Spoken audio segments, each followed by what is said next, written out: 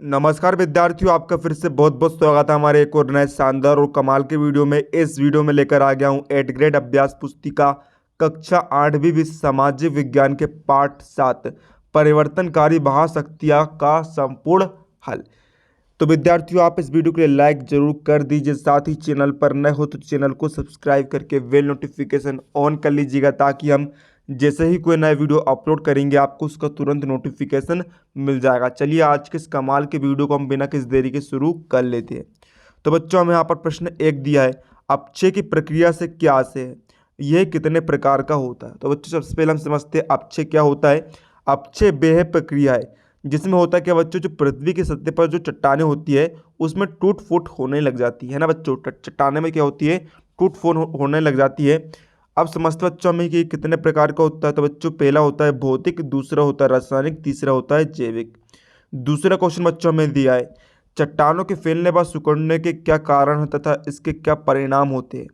तो बच्चों, समझते हैं हम चट्टानों के फैलने व सिकुड़ने के क्या कारण है। तो बच्चों देखिए, जब तापमान क्या होता है अत्यधिक बढ़ता है तब चट्टान क्या होती है, फैलती है ना बच्चों। तापमान बढ़ा, गर्मी बढ़ी तो चट्टान जो है फैल जाती है। लेकिन जब तापमान कम हो जाता है ना, तो तब क्या होता है बच्चों, चट्टान जो है सिकुड़ जाती है।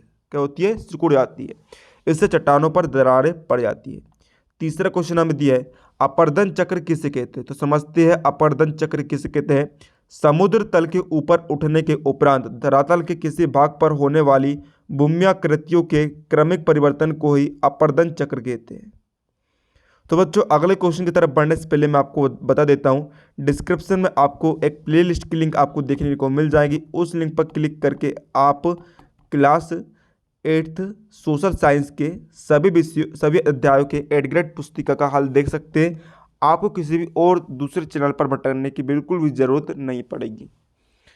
तो विद्यार्थियों, यहाँ पर अगला क्वेश्चन आपको दिया है कि नदी महाखड्ड का निर्माण किस प्रकार करती है, इसके 2 उदाहरण लिखिए। तो बच्चों, इसके उत्तर हम देखते हैं।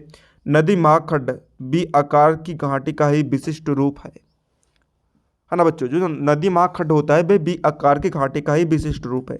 इसके पार्श्व तीव्र तथा घनी खड़ी दीवार के समान होते हैं। इनकी रचना प्रायः कठोर सेलों युक्त क्षेत्र में ही होती है। हिमालयों में सिंधु, सतलुज व ब्रह्मपुत्र नदियों के महाखड्ड गार्ज प्रमुख है। यह विश्व का सबसे गहरा नदी गार्ज है। अगला क्वेश्चन है यहाँ पर, पवन निक्षेपण से बनने वाली किसी एक स्थलाकृति के बारे में लिखिए। तो इसको उत्तर हम देखते हैं। पवन के निक्षेपण से बालू के टीले का निर्माण होता है। यह अर्धचंद्राकार टीले होते हैं जहाँ सदैव एक ही दिशा से हवा बहती है। यह टीले भी वहीं बनते हैं, है ना बच्चों। अगला क्वेश्चन आपको दिया है कि समुद्र लहरों के अपर्दन से बनने वाली स्थलाकृतियों के नाम लिखिए। तो बच्चों, इसके उत्तर में देखेंगे, समुद्री लहरों के अपर्दन से समुद्री भृगु, समुद्री गुफाएं, मेहराबें, स्तंभ आदि आकृतियों का निर्माण होता है।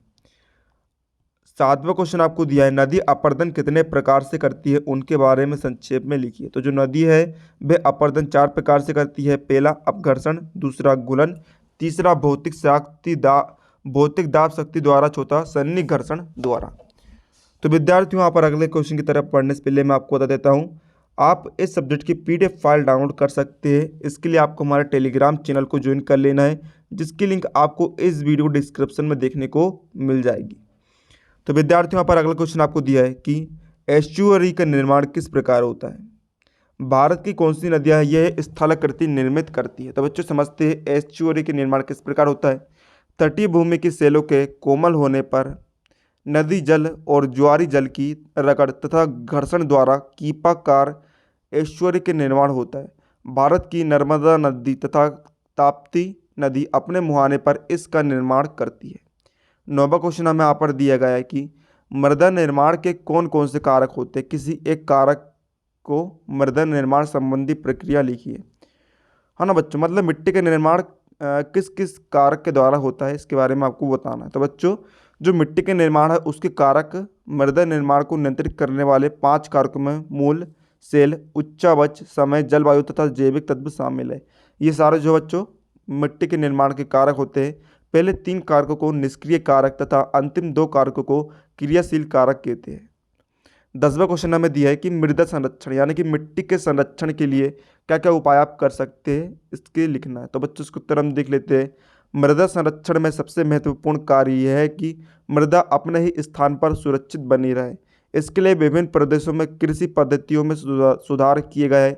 पहाड़ी ढलानों पर समोच्च रेखी जुताई और सीढ़ीदार खेती की जाती है। मृदा संरक्षण की ये बड़ी आसान विधि है।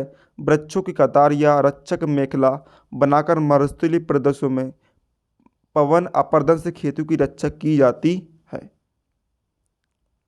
तो बच्चों इस प्रकार हमने देख लिया यहाँ पर आपका कक्षा 8 विषय सामाजिक विज्ञान के अध्याय 7 परिवर्तनकारी भाषाशक्तियाँ एडग्रेड अभ्यास पुस्तिका का संपूर्ण हल। तो मिलते हैं अगले किसी नए वीडियो में, तब तक के लिए जय हिंद जय भारत।